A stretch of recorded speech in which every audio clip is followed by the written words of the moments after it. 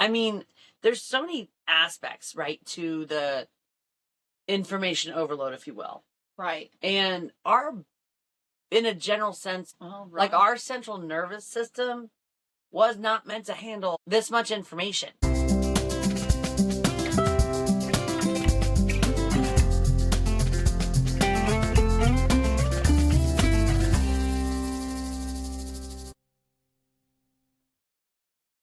Hello and welcome to Adulthood is a Project, the show where two sisters discuss lessons learned and growth earned through the realities of life. I'm Charlie, and this is my sister Casey, and we're your hosts. In today's episode, we're going to discuss information overload. We'll also discuss the ins and outs of why too much can be harmful and ways to adjust. Let's get started. Woohoo! We're a good sound machine. Yeah. Sound effects are real. Full effect. They're in full effect. All right. So I was in charge of the quiz this week. Yes. And I thought it would be fun to make it about news stories from when we were younger. Oh. Okay. Like I'm gonna remember any of them? I think you're gonna surprise yourself. Okay. That's what I think. I like that can do. I like the attitude. So okay. I guess we're gonna I don't feel like my memory's that good, so that's like, oh boy. I think though when I say them you're gonna be like, oh yeah, I remember that. Alright. Then you got your din din Ding ding ding ding ding. Perfect. What? You're not even gonna need that one. I'm not. All right. Don't look. I can't. I don't have my glasses on. I can't read that far. All right. What incident happened in 1991 that involved police brutality in Los Angeles that led to massive riots after officers were acquitted?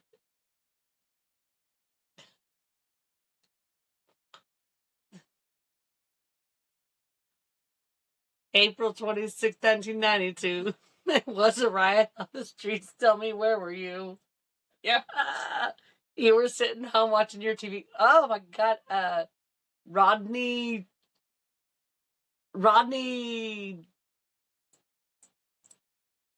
The beating of Rodney someone. Ding, ding, ding. I'm going to give it to you. It was Rodney King.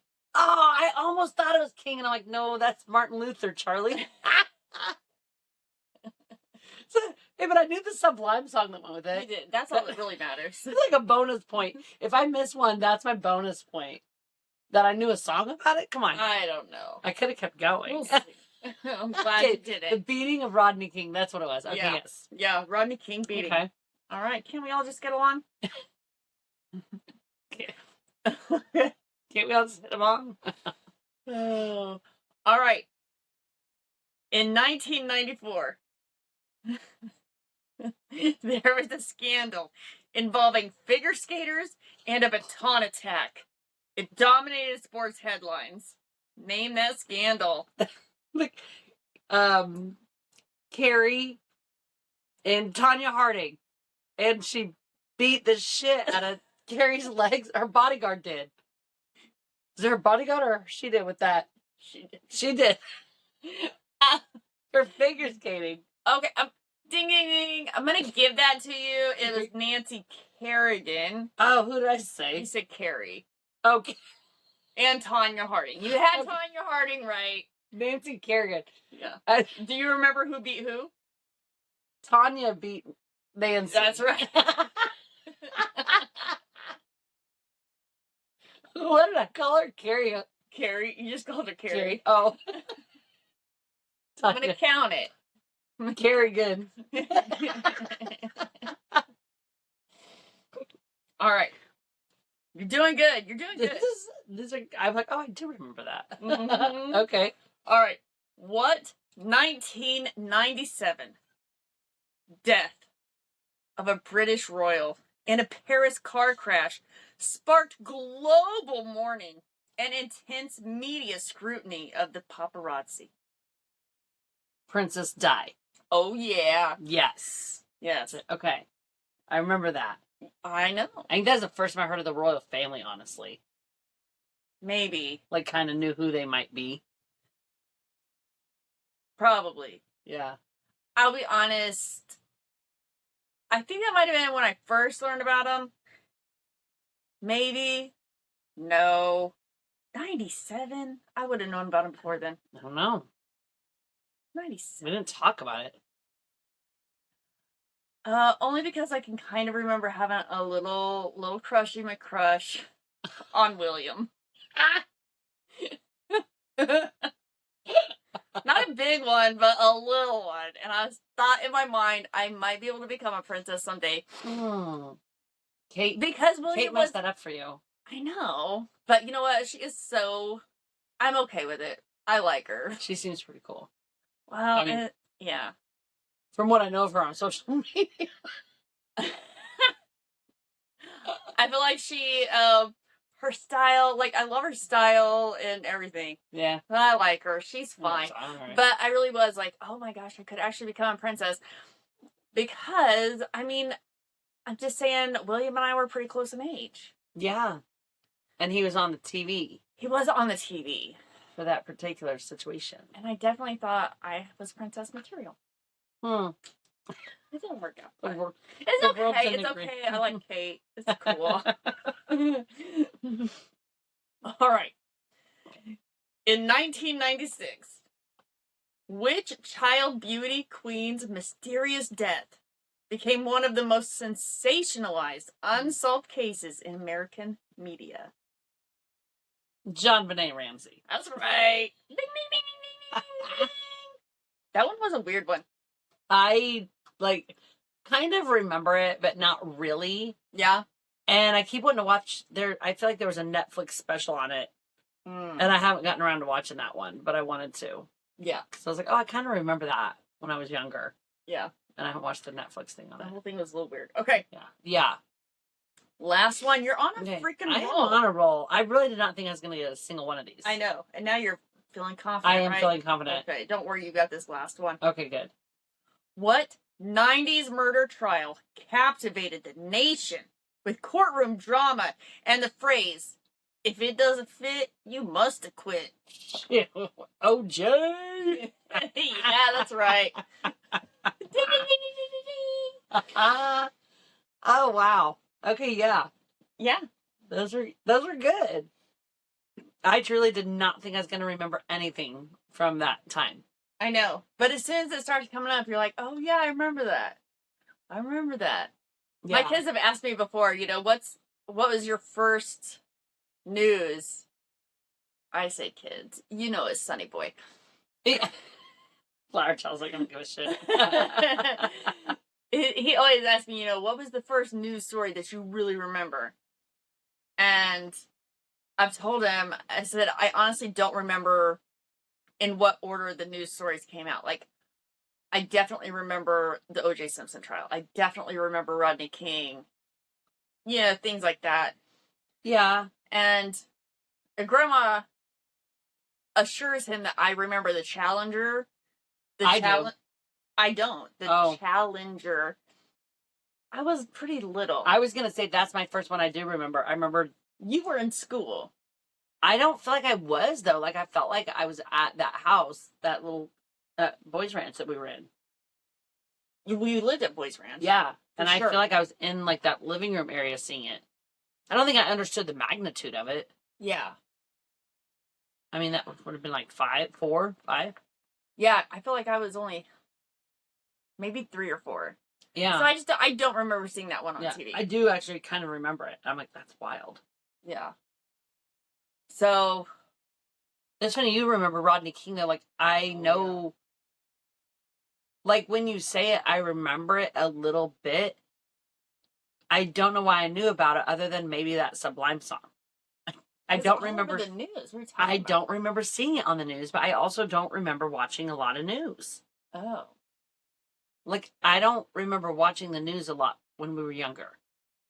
Huh. I remember Channel 1 would get some news from that in school. Well, we watched Good Morning America all the time at home. No, It was always on in the morning. Always. Sure it was. And this is like one of those really random things that I remember. Because, of course, it was, what was her name? Diane Sawyer.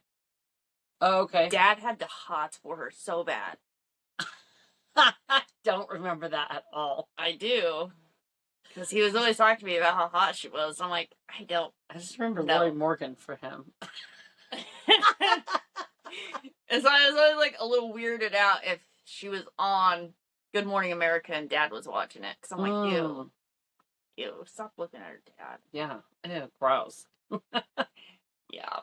And, you know, though, back then, that's all we had was like either the morning news or the evening news. Right. No, that's not true. That's not true. We're actually the first generation that grew up with the 24-hour news cycle. It started in 1980 with CNN. Oh, did it? Yeah. Oh. Yeah. Huh. And if you remember that dang O.J. Simpson, whenever he was getting chased in his Bronco. That was on every channel, though. And it went on all day long. It did. I remember we got to, like, pretty much stop school. To watch it happen. Yeah. And you'd wait to switch classrooms in between so you could, like, run to your next class, even though you were watching the same thing. So you didn't miss too much on the TV. Yeah. We had to see. We had to see Wild. what was going on there. I do remember that. Obviously, 100%. Yeah. Even now, though, when I look back to that time and think about our, like, how the world is now, I don't feel like it was so overwhelming. You know what? I remember just thinking, wow, California seems like a scary place. California knows how to party. No, you're right. We grew up in Missouri, okay? So California seemed wild. It seemed really exotic to me growing up anyways. And wild. As shit. Oh, like, yeah. Too scary to visit. Oh, too scary. Like, who lives like this? Someone's beating Rodney King. This guy's murdering people and running from the cops on the freeway. On the live TV. Insane. Yeah, I definitely thought California was a wild shit show. Same. Boy, then when things happened with Tupac, and I mean, I was real scared. Yeah. Real scared. Glad I didn't really pushed off me visiting California for a few years. And joining that gang I was so into. Really missed your calling on that one, though. I did. You could have been a really good gang leader. I could have. I think. I don't know. Now we'll never know. We'll never know. Hey, you don't know what I'm going to do? We might start one now. I'll start. You could. If anybody's interested in joining my gang, just reach out. We'll figure something out. Can our colors be turquoise? Turquoise and pink. Duh. Perfect. You know what? I might join your gang. You're talking my language. But, you know, for real, the whole reason I chose that is because I thought, man, we just are overloaded constantly with the news cycles, and we get it from everywhere now. So back then it was, you know, just probably on the TV. I think we probably caught it on the radio some, maybe. Yeah. But we didn't have screens sitting in front of us all the time, you know? Right. So. And depending on the app you have now. Oh, yeah. Your phone's going to go off to alert you to any, what are those things called? Alerts? Amber alert? Silver alert? Well, that was breaking news. Oh, yeah. Sorry. I was like, yeah, the amber and that alert of an alert. Yeah, I was thinking breaking news. Oh, yeah. People that have possibly like a CNN app or Fox News or whatever the apps, they all have them. You can still get breaking news alerts now. Oh, yeah, definitely. So you don't even if your phone wasn't turned on to something, you're going to get the alert and then immediately. You're going to look. You're going to go look, yeah. To stay informed, right? Right. Or are you? Because I don't even put those apps on my phone. I don't watch the news. I stay up to date on the news. Mm. And I do it mostly through reading, though. I don't watch the news. Well, but I'll read through different headlines and stuff during the day. And I don't want to throw anything political in. However, this day and age, I think you almost have to think about that when you are going to a specific news source. Oh, yeah. Where's it coming from? And it's hard to find just an unbiased news source that's just giving you the news. Right. With no agenda behind it. You just want to know what's going on. There's always an agenda. I know. That's I mean, there just is.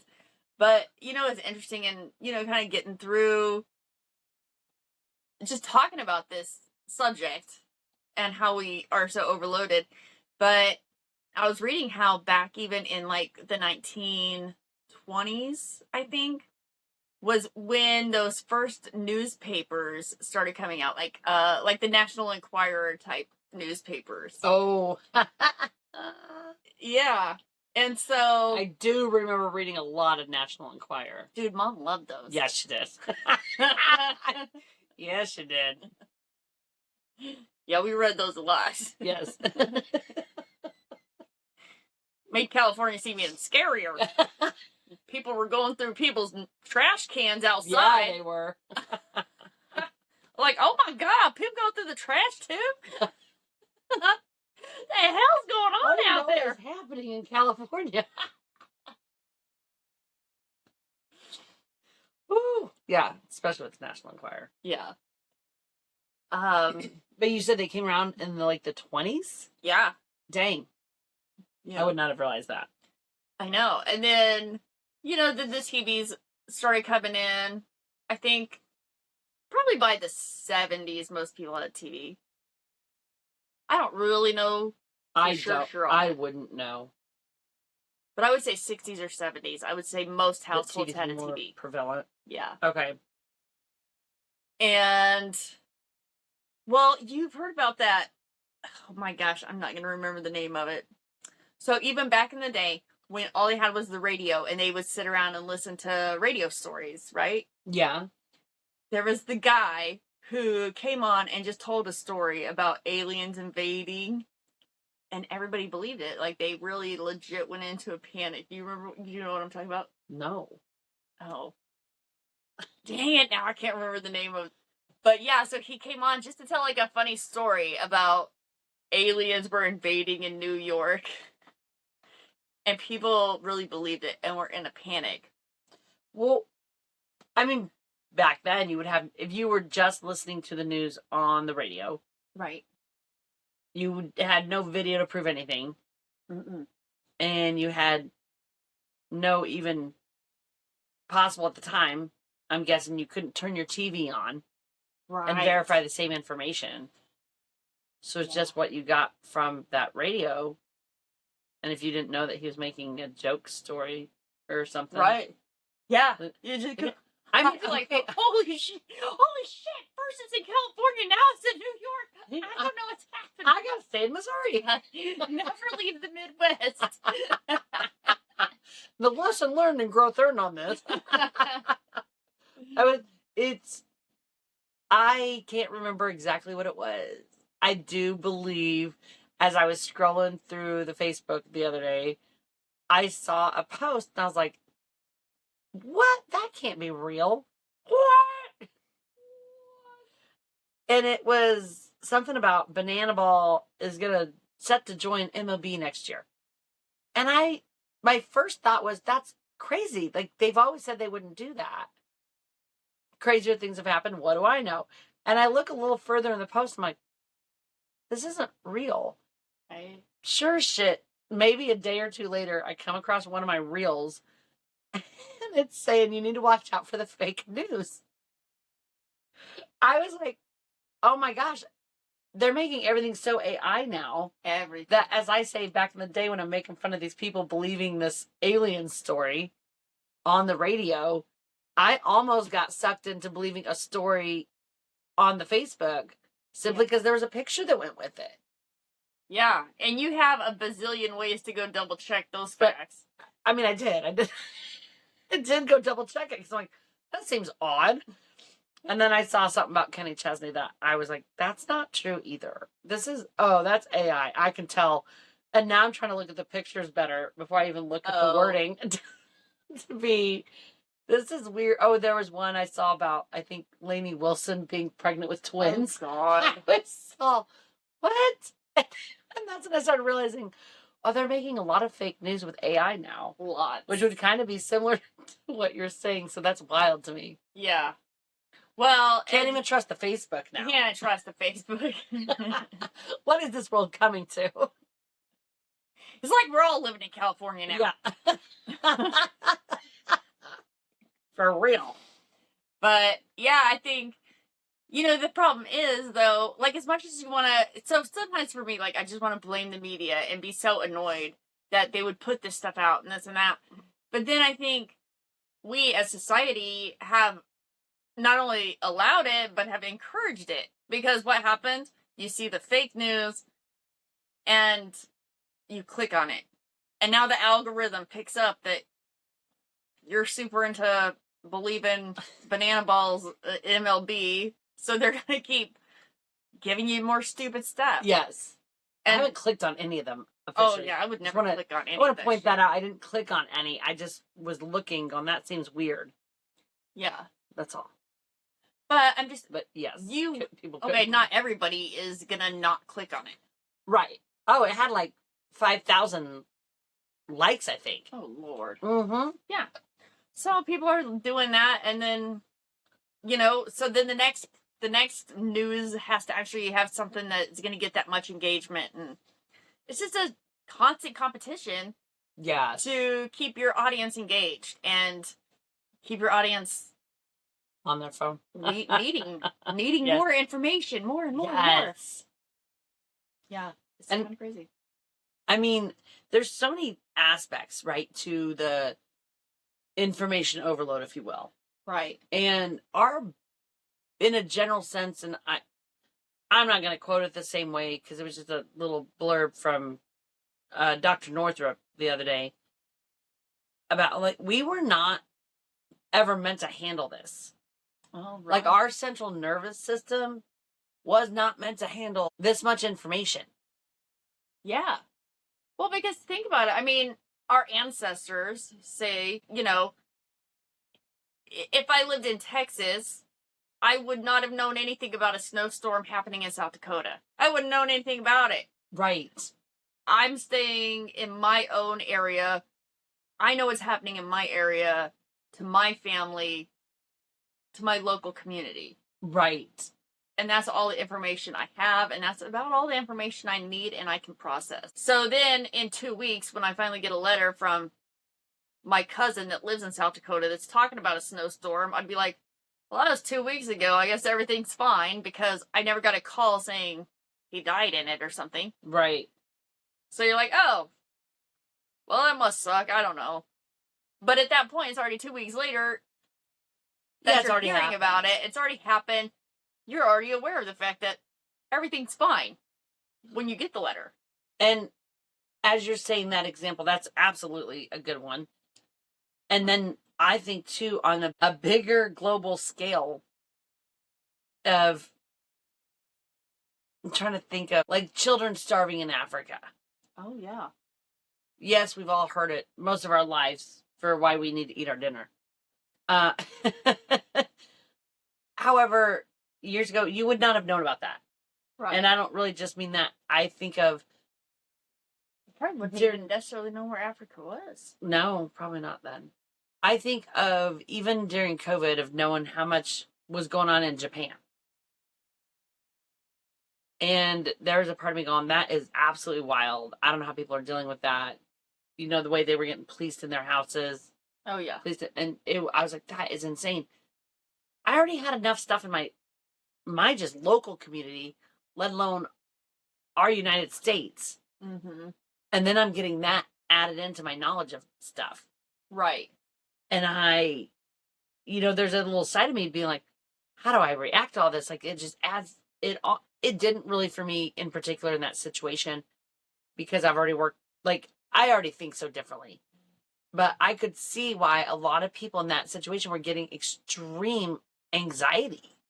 Right. Knowing all this other stuff going on, getting anxious that it might be coming to them, or getting closer to their neighborhood, or closer to home, closer to home. I mean, it was almost in California. Oh, gosh. Well, so one thing I was reading about is how when your brain hears this information, your brain processes it, no matter what the information is processing the information as if it is happening to you. And so it can feel really overwhelming, because that's how your brain is thinking, like, oh, this is happening to me right now, and I need to protect myself or whatever. It's like a fight or flight response almost. Yeah, exactly. Which sends your body into extremes. Uh-huh. Of how it's handling things. Releases those hormones, all of it. And we're not meant for that. We're not. You said you like to stay informed. I like to stay slightly informed. Probably less so than you do. I never want to sound like a complete dumbass when I'm talking to someone. However, I have chosen, and I think we talked about this some months ago now, I don't even recall, that I had made the comment of I don't watch the news. Yeah. I couldn't really tell you the last time I sat and watched a news station. Yeah. It's too much. It's too much negativity. I believe all those things. Reading. Even, if I'm watching regular TV, I mute commercials. Mm.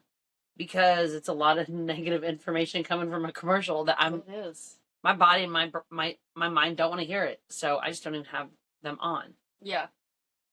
Well, I was thinking too the other day, Big J, he still watches the news a lot. And I called him the other day, and he's like, I'm going to call you back. I'm watching this thing. You should go home and watch it too. And I was like, I'm going to go swimming. Right. I understand that it's happening, but I just don't want to. I would just rather go swimming and relax and not be caught up in it. Right. Not that I want to be uninformed, or that I want to be ignorant to something, or that I want to act like it didn't matter. Fair. My mind is good, and I need a little peace. So swimming just sounded like a better idea that day. Yeah, what is it going to benefit you by going to that level? Yeah. Almost. And I don't mean the news doesn't need to benefit me. It's nice to know stuff. As you said, I don't want to seem ignorant on a lot of stuff, which I kind of actually am sometimes. But if it's not going to improve my mental health, I don't see a reason to, I don't know, fully engage in it, I guess. Yeah. I just thought of this really funny story. My kids.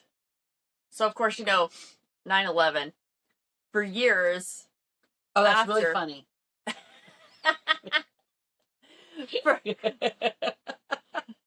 Speaking of funny, let me tell you this story about 9/11. No, but so for years after, on September 11th, they would replay the news from that day. And I would watch it, because I just remember that's the first time I can remember watching the news and just, being devastated. Yes, same. Devastated. Same. And scared. I was really scared. I don't know that I was scared. I was so heartbroken. Yeah. Well, I hadn't lived in Phoenix that long. Oh, no. And it was a big city. Right. If I was still living in a small town, I think I would have just felt the heartbreak. Yeah. And I was feeling the heartbreak, and then I was feeling this sense of dread, now dread, but now I live close to California. Yeah. Shit. Yeah. You know how that plays out. Right. So I didn't mean to interrupt your story. So okay, you remembered feeling. But yeah, so I would still watch those, tributes and things like that. My kids told me several years ago. They were like, there was a year that they were in the room and they're watching it and they thought it was actually happening. And they couldn't understand why I was just like, kind of just like, oh, like, and then went on about our day.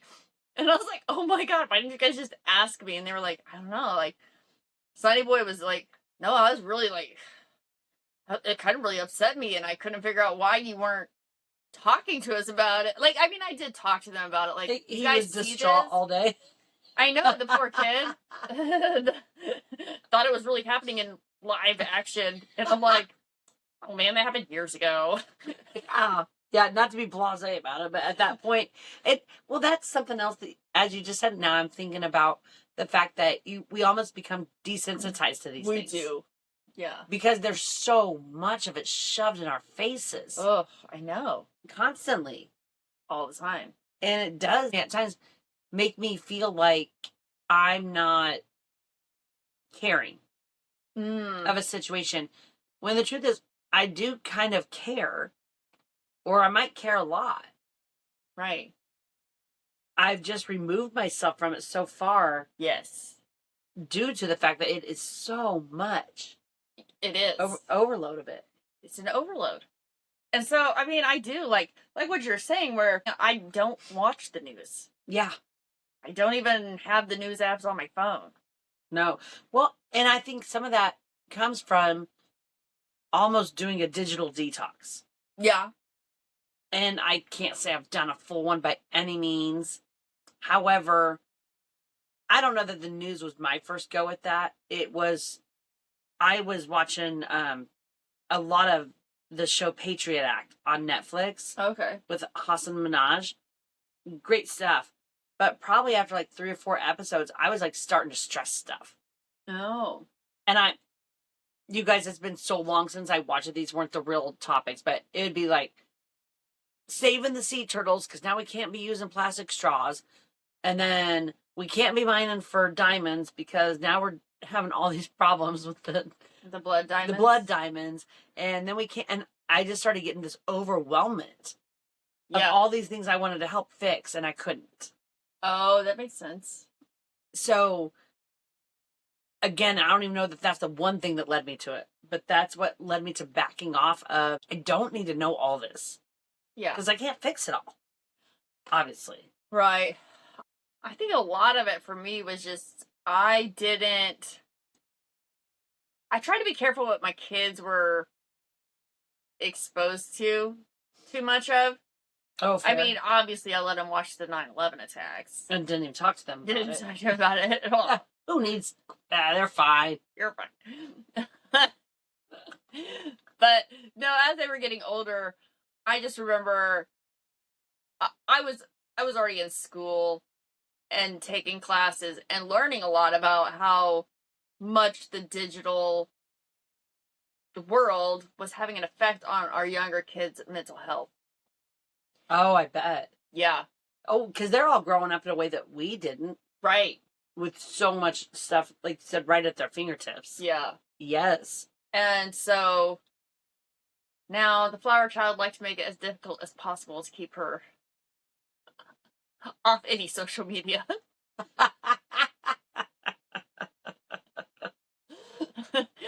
But she's turned out okay. It's fine. But, I mean, it'd be like those things where I'm like, oh, they would hate it. Because I would, turn their phones off at like 9 o'clock. And I didn't do it forever. There comes a point where I'm like, okay, you can have your phone or whatever, but I tried my best to just break them off of it because I was worried about their mental health. And sure. And it made me think, man, I need to make sure of my own mental health too, because it's not just them. Like it affects me too in ways. Obviously, I'm not, some teenager that needs to get likes on Instagram or whatever the hell. No, you're an adult with a podcast that needs to get the like. So that's why I stay up late at night just scrolling. We still need a man. But yeah, I think that's really kind of what helped me start really trying to be more aware of it was all the classes I took and just really learning about how it was affecting so many kids' mental health. And Yeah. I mean, it's no good. It's not. And, you know, we talked about like our body's nervous system, and then we didn't even touch on, and you just did, the kids' mental health, the adults' mental health as well. Oh, yeah. I mean, it's when you have all that going on, there's just a level of you almost feel like you can't shut down. Right. I mean, years ago, I don't know why I didn't have a cell phone at the time. Maybe I did, and I just didn't want to pay for minutes. It was some years ago now. Back in the day, we had to pay for minutes. It was back in the day. I still had a home phone. Oh, yeah, that was back in the day. Yeah, and I just kept a little notepad by the phone. If someone left a message, I'd write on it. And I would maybe make my calls then. And then I'd leave the house. And when I left the house, people weren't getting in touch with me. Yeah. Until I came back home. And that could have been 2 hours later. It could have been 20 minutes. Or it could have been 8 hours later. Depending on what I was out doing. Yeah. And I didn't call anyone back. Depending on what time I got home, I'd take my messages down. I might not call those people back for 2 days. I wasn't home. My phone wasn't on me. I couldn't call them while I was driving. True. And it was a lot simpler of a time then. Whew, it's nice. I know. I'm like, it's a relief. Yeah. And nowadays, I freak if I leave my phone somewhere. Yeah, it can throw me into a bit of a panic. Now, if I know where I left it, I can calm down. But if I don't have a clue where I even left it, so I'm like, oh, shit, where'd I drop it at? And then I start freaking. Yeah. But, you know, just earlier, I think tonight even, we were doing something and I didn't even bring my phone, but I knew where it was at. Yeah. I was like, oh, that felt kind of nice, not being tied to something. I lost my phone in the casino one time. Oh. I will say, they have a solid return rate on phones. Oh, yeah? Yeah. Oh, that's good. Good to know. Got it right back. Good. This is kind of a small part that I read it, though, when I was looking up some information for this episode, and I would not have thought about putting it into this episode until I read it, and I thought, well, that makes sense, too. It said, information overload is also driven by how many sources exist. So they were talking about work-wise for people. Oh, okay. And they were saying 26% of U.S. workers reported using 11 or more accounts. Accounts, resources, tools, and applications every day. From emails they had to reply to, company drives, shared drives, collaboration platforms, plus social media, plus news feeds. Oh. And they were overwhelmed by all that information and how often they were expected to reply to those sources. Yeah. Depending on what their jobs were or how that worked with their jobs. Yeah, I can see that. That's crazy, but how many times have I said, I do not like for people to have multiple ways to get a hold of me? Yeah. My kids, cool. You can have all the ways to get a hold of me. But other people, I'm like, you can text. There's no... No text, please. Only phone calls. There is no reason for you to snap me this, and then Facebook message me that, and then text me this, and then call me later? Hell no, I've already had enough. One of your kids just did that to you today. Okay, I said my kids are allowed to do that. Well, because there's a level, and I think it's funny. I do like to stay informed with all the nieces and nephews for me of like what's going on in their lives. I like it when they want to share stuff with me. Yeah. So I do enjoy that. However, yeah, it can get overwhelming when people have that much access to you. Yes. And I think mine might be a mix of like my type A personality. I don't like notifications. Oh. So then I immediately feel the need to reply. Yeah. And I've had a friend some years ago now. They said, I love that you replied so quick. I said, oh, I hate that about myself. I don't really hate it about myself. It drives me nuts that I do it. Yeah. But I feel this need to. The minute it comes through, it is hard for me to set that down and not reply. Yeah. Partly because I might forget what was going on. Yeah. Or 100% forget to reply. But if I don't open it, then I got the little unread message sitting there. So maybe turn off your notifications. I only have them on now for my text messages. Which, modern problems. yeah, require modern solutions. When I changed phones a couple of years ago, I set everything to no notifications except my texts. Yep. Because I realized it was a problem. And so now I will have people, they're like, I snapped you. I'm like, oh shit, I don't even think I would check Snap for 2 days. I mean, I don't usually go more than 2 days without checking it. Yeah. But I'll sometimes go 2 days without checking Snap because I forget about it. Way to be. I know, it's kind of nice. And then I get on there with 10 messages, and then I'm on there for a straight hour. She is. Catching up. Meantime, I'm over there doing a jig trying to get her attention. Right. So there are some ways we might want to hit on about how you could cut down some of that screen time. Sure. I mean, I think, obviously, like, if you can get that hour before bed without the phone, Yes. you're going to sleep 10 times better anyways. Absolutely. And I also like, and we do it, and I did it with my kids and stuff too, no phones while we're eating. yeah. Yeah. It's time to talk. It's time to connect. It's time to, I mean, just tell me. Sometimes tell we me just- some kind of bullshit. Sometimes we just stare in each other's eyes and eat. And lock eyes make it awkward. Yeah. But we don't have our phones out. The other day, though, whenever Charlie started playing footsies with me, I had to cut it off. Like, that's enough. A few years ago, I think it was from a book that our friend Mark had recommended to me, but I don't actually remember where it came from. But I know Mark and I were discussing it. And I stopped getting on my phone first thing in the morning. Oh, yeah. And it was hard for me to start because my phone is my alarm. Same. I quit carrying an alarm, so my phone can be my alarm. I don't mind that. But I just turn it off and flip it back upside down. So I'm not looking at it. Because if I take the time to start looking, immediately my mind starts thinking, oh, who was that message from? Oh, look, I got an email. Nope, I just hit off on the alarm or snooze. Let's be honest, it's usually 2 snoozes. And then turn it off, and I just flip it upside down, and I get ready. Oh, yeah. So whether that, is involving a shower that morning or involving just getting dressed for the day, I get my coffee started. I make sure I get to that level of at least having my coffee poured before I'll actually pull out my phone. That's good. For a while at my old job, I was to the point, I would say 90% of the time, I did not even look at my phone until I was at work. Oh, yeah. Even on the drive to work, I wouldn't look at it before the drive. I didn't pull it out. I would just get ready, throw it right in my purse, get my lunch, get everything ready, get in the car, and have a nice silent drive to work. I wouldn't even do the radio because I didn't want to hear extra noises. Oh, okay. Right? Because sometimes they're reporting on stuff that's happening in between songs. So I wouldn't turn the radio on. And I would go it was probably a good solid 45 minutes to an hour after waking up before I had to look at it. Really zone out, man. Yeah. Now it's more, because I live so close to the office. Now it's more like, oh, I'm awake for a good 10, 15 minutes before I look at it. But I am into the first cup of coffee.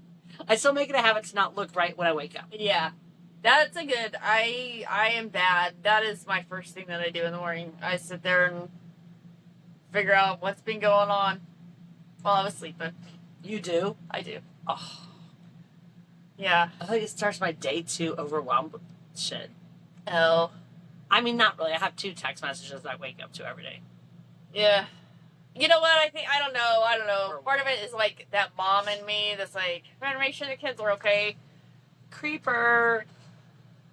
Hey, sometimes it's a good thing that that's the first thing I do in the morning. Sometimes it is. That's true. That's true.